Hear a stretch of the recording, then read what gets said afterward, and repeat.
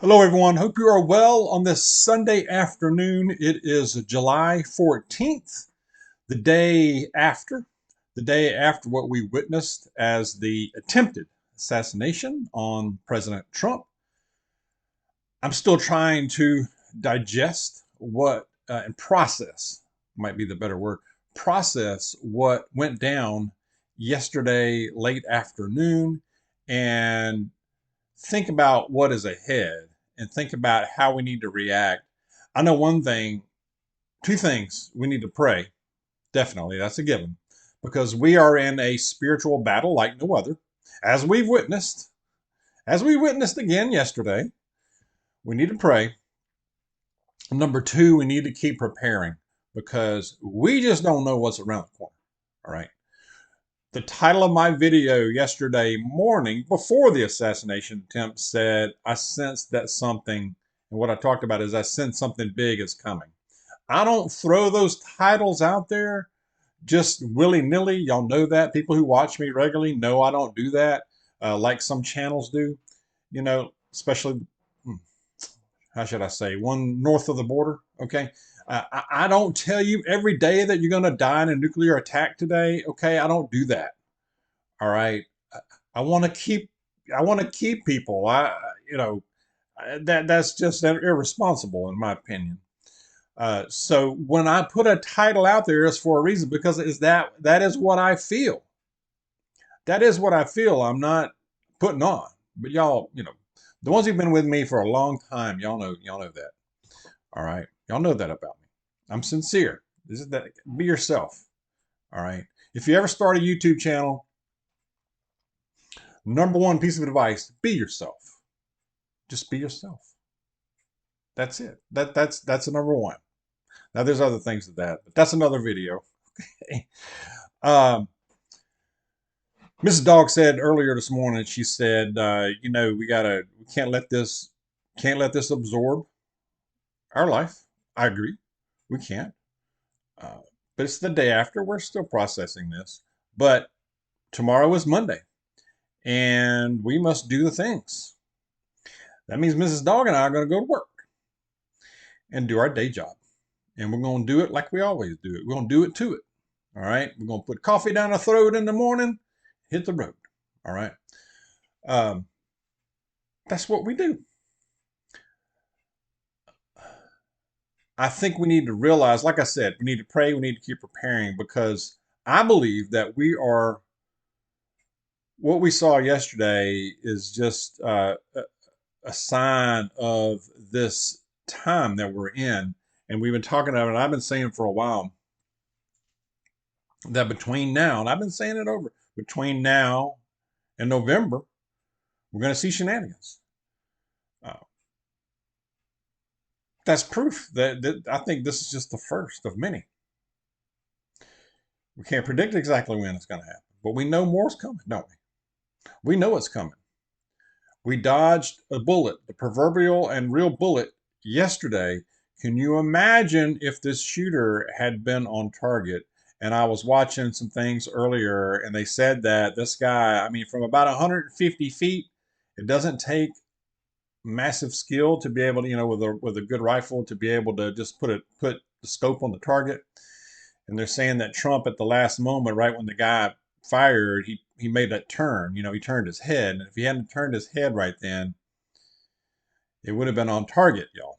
It would have been on target. Can you imagine what we would be looking at today if he had been successful?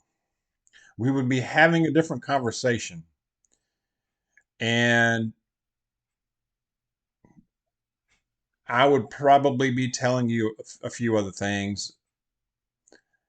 And it may not be a bad idea to do it. I would be telling you to not waste one more moment. And if there's any prep you need to shore up on, you need to do it like right now, like yesterday. Because I believe we would be seeing a different world already just one day after. That's how close we are. We really are that close, and it still might happen anyway. I think what we're going to see today, maybe for another 24 hours, is a relative calm. People are processing this on both sides. Even the evil ones are processing this, and give it about another 24 hours or so, and the forces of evil, the powers that shouldn't be, the evil ones in the mass and the mainstream media. Now, the mainstream media, not all of them are evil. I know a lot of them are. They're going to be back on their high horse and back to square one and doing the things that they do, which is purposely driving the wedge between us, the people. That's what they do. It's very effective when you when you have a 24/7 news cycle that is bent on a hatred, pure hatred on one man, comparing him to Hitler. And excuse me, but I don't remember, I don't, during Trump's presidency, I don't remember him starting any wars or launching any invasions, conquering other countries. I don't remember him committing genocide on a people like Hitler did. There's a little bit of difference there, isn't it? I do remember an economy that was dang gangbusters, an employment rate that was probably the best ever for minorities. I remember that. I remember gas prices that were under $2 a gallon. You remember that? You remember that? That happened. Are you better? Were you better off 4 years ago than now? I think majority of people would say, "Oh yeah." That's what I. That's what I remember. So anyway, back to my point is that they're going to be back on the horse soon, if not already, and driving the wedge, and more things are coming. Do you think the forces of evil are just going to stop and say, we missed? Oh, well, oh, well, we got to deal with it. No, that's not happening. Uh, we know more is coming. So I would suggest preparing accordingly. A few things. We need to take a deep breath. We need to keep watchful as well.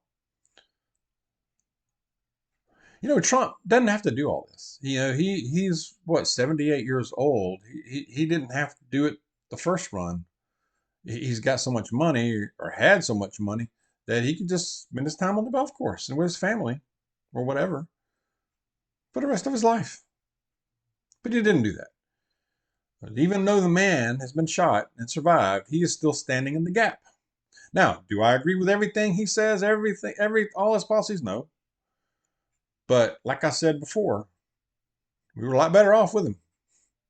Still standing in the gap. He said, "They're not after me, they're after you. I'm just standing in the way." Such true words, y'all.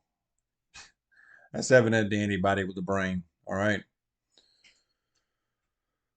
Will it be the last attempt? I don't think so. I believe he'll probably get more security, maybe. I know people are ripping on Secret Service, but from all I'm gathering is that there was a lack of manpower and difference from the security and protection that he's had as opposed to a sitting president, to allow somebody with the rifle to get within 150 yards on a rooftop and take a shot shouldn't happen. From what I gather, and what I've seen so far today, the reaction of the Secret Service was very good. From the ones right down there with Trump and the ones perched on the rooftops around the shooter or near the shooter, they reacted very well. Uh, the problem is the manpower, in that it doesn't sound like they had enough of a team to be able to have that extra row of protection outside the perimeter, outside of the venue itself where the speech was taking place, to cover other buildings they should be able to cover and make sure nobody could get up in these areas. So that's what it sounds like to me. This shooter, I will not say his name, of course, 20-year-old kid now, a 20-year-old young man Most likely his brain is not even yet fully developed. Um, Very impressionable. They say this kid had bomb making materials in his vehicle, at least one IED, which is an improvised explosive device. Now, I've seen reports, I've seen a chatter that this is not the actual shooter, that somebody else was the shooter. We're going to hear that. We have no way to know for sure. This is just what is being widely reported. As far as victims, two, as far as other attendees at the rally, two in critical condition and one dead. The one dead was a former fire chief, 50-year-old man, or around 50 years old. He was shielding his wife and daughters, and he took the bullets for them, saved them, saved his family. On the flip side, on the evil side, a staff member of a Mississippi Democratic congressman took to social media and said that she wished the shooter had better aim. Shame that the shooter didn't have better aim, she said. I won't say her name. This is from a staffer from Democratic Congressman Benny Thompson of Mississippi. This woman was the field director for this guy, Benny Thompson. She has since taken down the post, but of course, it's out there. She's not the only one. You can imagine on social media, especially, there are scores of people who are saying, it's a shame you missed. And, so like I said, they're going to waste no time in jumping back on the horse and continuing this. Okay.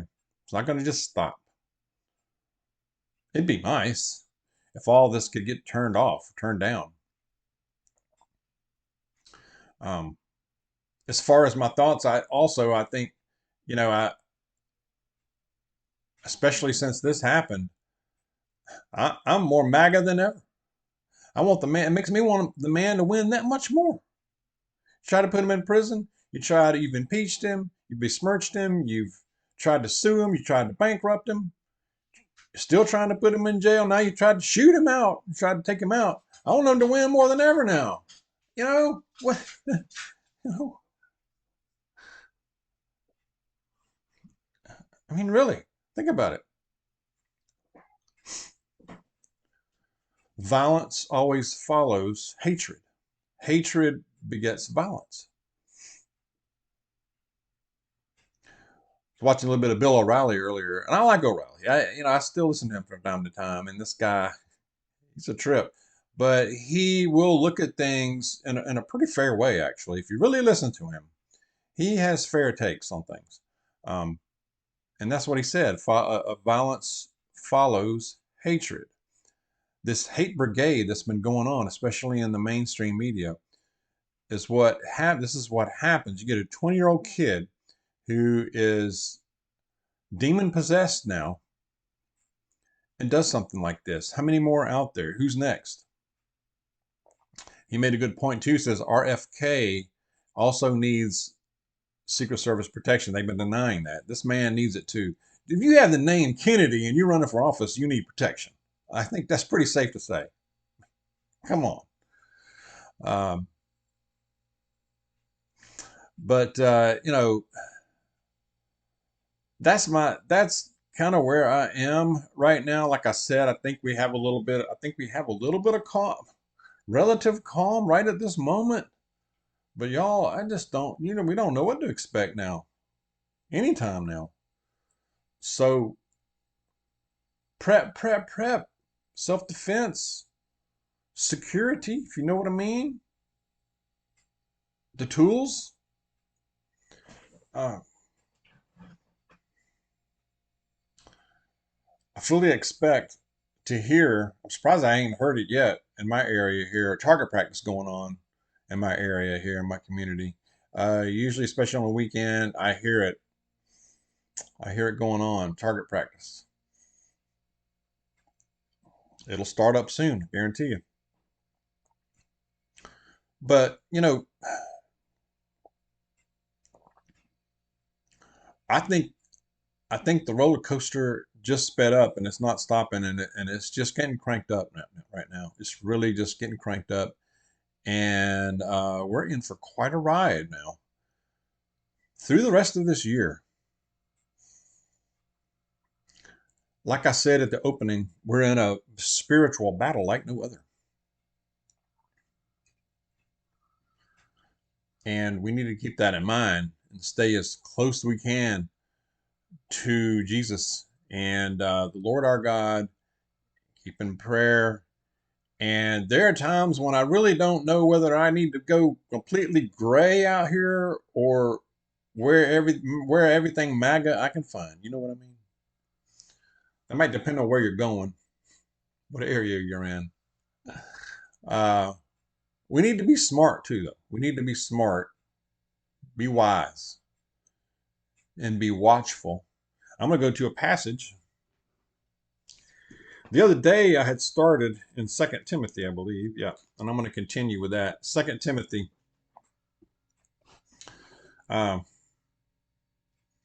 Timothy, 2 Timothy chapter 3, the second part of, well, the next part of chapter 3, where they're talking about the godliness in the last days, starting with verse 6. Talking about the forces of evil, the ones who are lost. They are the kind who worm their way into homes and gain control over weak-willed women who are loaded down with sin and are swayed by all kinds of evil desires, always learning but never able to acknowledge the truth.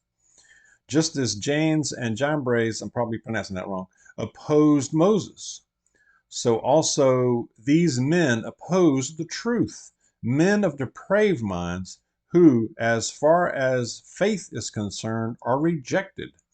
But they will not get very far because, as in the case of those men, their folly will be clear to everyone. If it's not more clear now to everyone, it can't get no more clear what's going on here, y'all. The man that's standing in the gap, they're trying to take him out.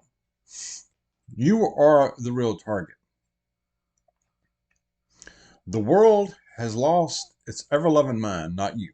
Keep that in mind also. So be encouraged. Do not be afraid. Do not worry. Okay? Hope that makes some kind of sense. I've tried to organize my thoughts. I tried. But anyway, share yours. Stay close to Jesus.